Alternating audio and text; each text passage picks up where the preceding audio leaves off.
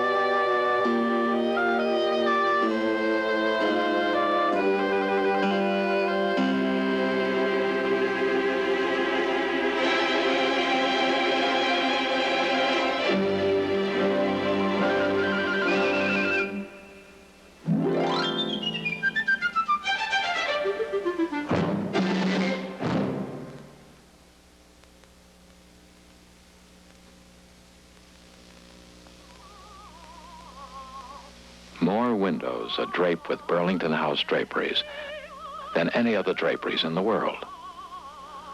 All over, Burlington House fabrics and colors are making everything look better, inside and out. We make a lot of draperies, but each pair is made as carefully as if it were the only pair in the world, with big pleats that always stay pleated, big hems, stitches you can't even see. Because we make more draperies than anybody else, they don't cost as much as they might. Almost everybody can afford Burlington House draperies to shut out the world outside beautifully. You'll find this mark where Burlington House draperies are sold.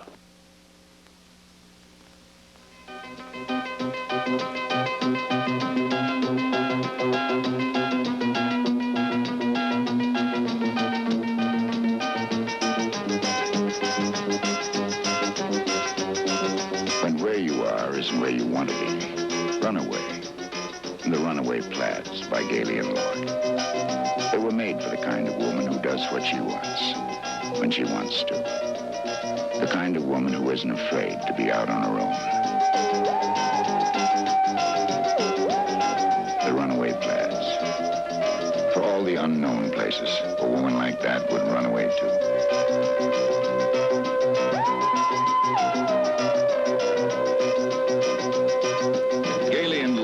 Just one part of Burlington Industries. If it's anything to do with fabric, we do it at Burlington, and we do more of it than anyone in the world.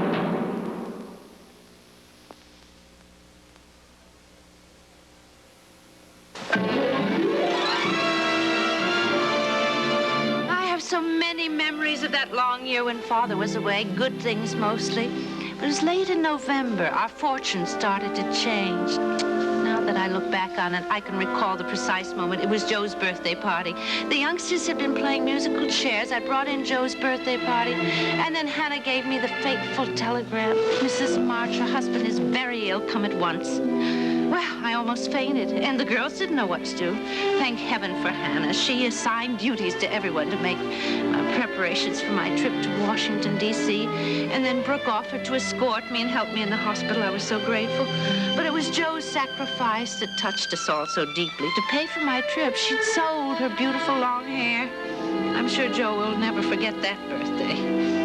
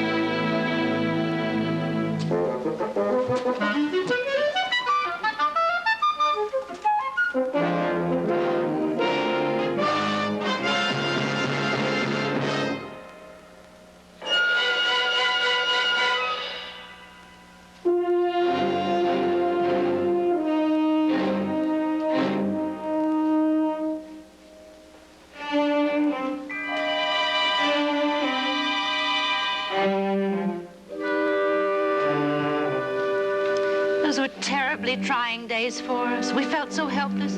There was nothing we could do to help Father except hope and pray. You know that feeling when you want something so much and you're powerless to do anything about it. Well, finally, after some very dark days, our prayers were answered and word came that Father would be well enough to come home for Christmas. And meanwhile, Meg had given Brooke a much more important place in her life.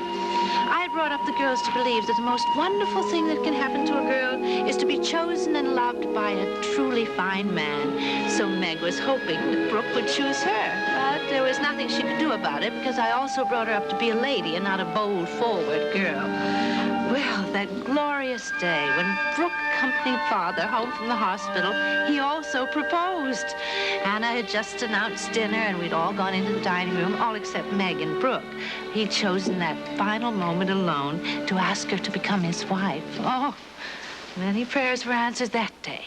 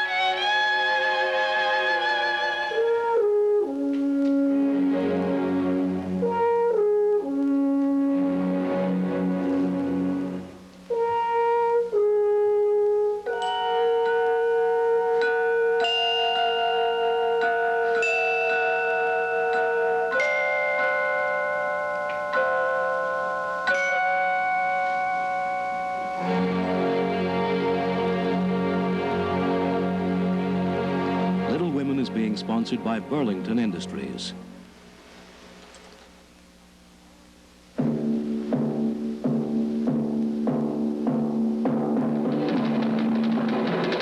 If it's anything to do with fabric, we do it at Burlington, and we do more of it than anyone in the world.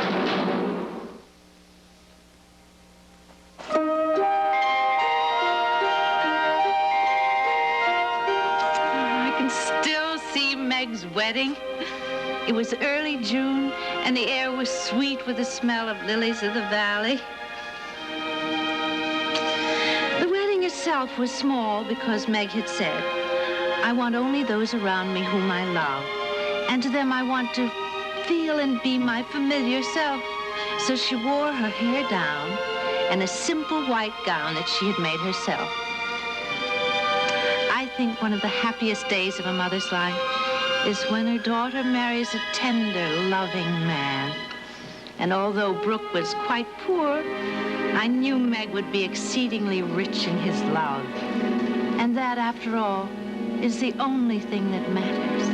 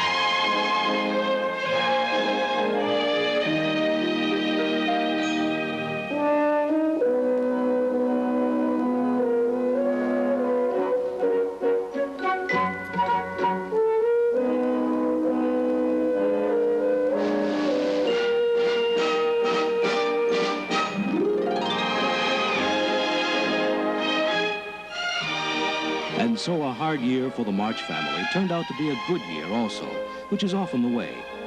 We at Burlington Mills are happy to have sponsored the NBC Children's Theater, bringing you Little Women as a ballet, just 100 years after it was published as a book. You see, young people, a story can be danced as well as it can be read or told. Have you ever danced a story? It's a very nice thing to do.